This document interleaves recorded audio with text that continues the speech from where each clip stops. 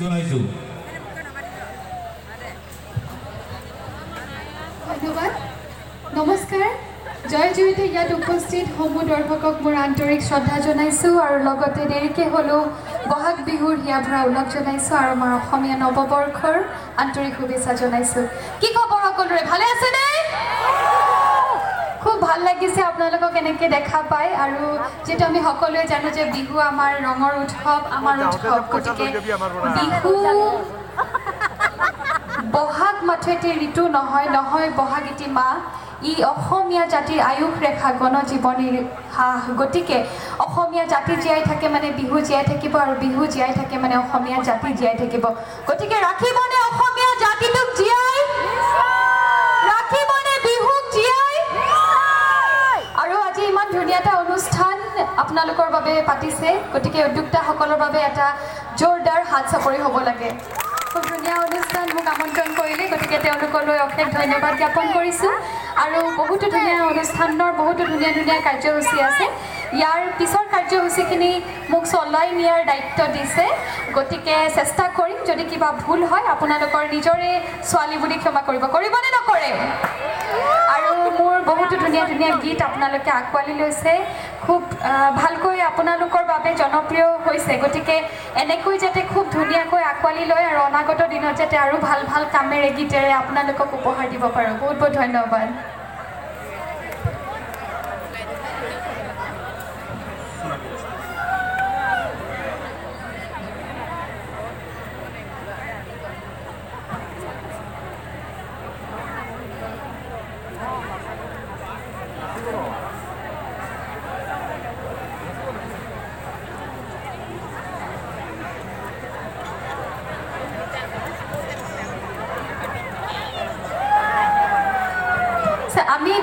আমি এতিয়া ইতিমধ্যে চাগে বহুতখিনি নৃত্য হৈ গ'ল, হয়নে?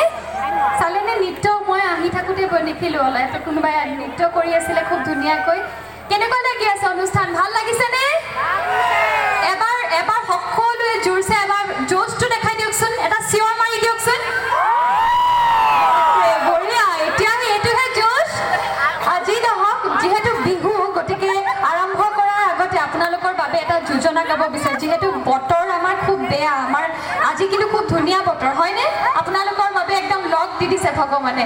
আৰু বিহুৰ আৰু বতৰৰ মাজত এটা বহুত ডাঙৰ সম্পৰ্ক। যেনেকৈ তাত মেঘে ঢোল বজালে ইয়াত বৰষুণ আহি যায়, তেনেকৈ ইয়াত ঢোল বজালে আমাৰ নাচিব মন যায়, হয়নে নহয় বাৰু? গতিকে মেঘে ঢোল বজালে এই বৰষুণ আহিলে,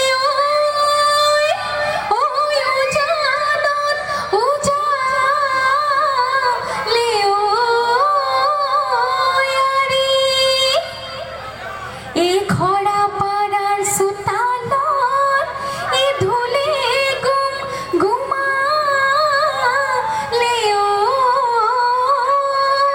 এই নানাচি কেনেকৈ পাৰে, হয়নে?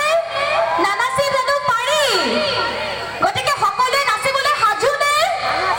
গতিকে এবাৰ মঞ্চলৈ মই একক নৃত্য পৰিৱেশন কৰিবলৈ মঞ্চলৈ আমন্ত্ৰণ কৰিব বিচাৰিছোঁ সুনামী দাস, আৰু লগতে সাজু থাকিবলৈ অনুৰোধ কৰিছোঁ লাম্পাৰা বড়ো কৃষ্টি দলক। এবাৰ মঞ্চ